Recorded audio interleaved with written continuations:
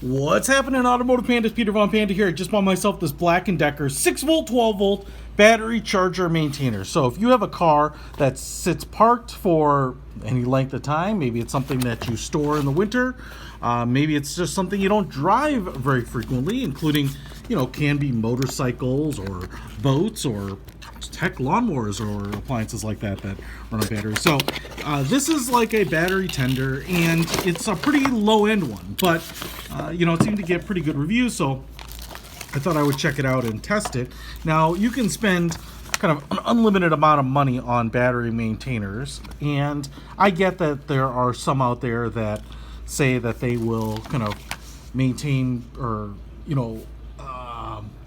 kind of monitor battery life and battery health, and give a charge when necessary and let it decharge and then charge it up and things like that, as opposed to some of these trickle chargers, which maybe are a little bit lower tech or a little dumber, quote unquote.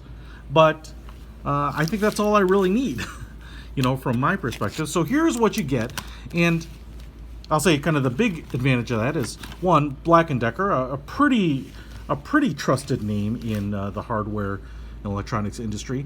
But the big advantage for me is, as opposed to spending $300 on maybe a very advanced battery maintainer, I'm spending like $30 on one. So here is what you get. So we first get kind of the battery unit itself. It's not overly big. It's nice and compact. It's very light. Kind of looks like a battery charger for a lot of different regular appliances. We have a non-grounded plug here with quite a bit of cord, which is great because you'll probably have to run it from, say, like your car to the wall, and then you have quite a bit of cord on this end so that this can be on the floor or on a workbench or something like that. And then this is the part that's going to connect to your battery. Now, you do have a couple of different cords here. So one, let's look at this. They have this adapter here, which, as you can see, will fit together like this, right? If I were to press these two together, which I'm not going to do right this second. And I do like the fact that they have a little cap there to keep them nice. This is the 12-volt, your cigarette accessory port. Theoretically, you can keep a battery charged by plugging this into your cigarette lighter. I'm not really sure how that works when it kind of cuts off power to it when you turn the car off, but if it doesn't, this might be fine. The other thing is this piece here. You can actually wire to your battery terminals, and then this will give you this kind of quick access plug so that when you want to put your battery tender back on, you can just use this plug. And so this whole thing, after you wire it to your battery, will stay under your hood, theoretically. So it's just kind of like quick access. These kind of baffle me a little bit because then you have this wire kind of hanging off. Not that it's going to flop around and cause any problems, but I don't know that opening your hood and grabbing this to connect to this is any easier than using these more traditional alligator style clips. In fact, to me, this is what I'm going to use.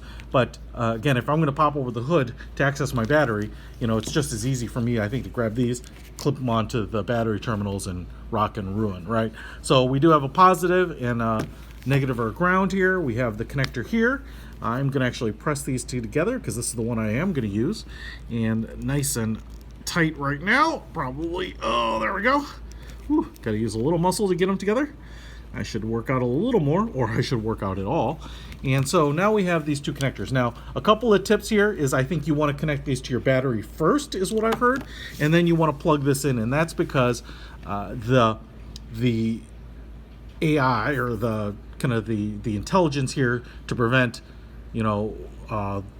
reversing the polarity, etc., kind of works once these are connected to the battery. So you always want to do that first, because then it'll kind of intelligently figure out what's positive and negative if you put these on the wrong terminal. For cars, and for most 12-volt systems, you're going to have the switch over here. Looks like it will support a 6-volt, which I think is maybe motorcycles or pre-like 1955 cars. And it looks like we have an indicator here saying red light, something is no-go.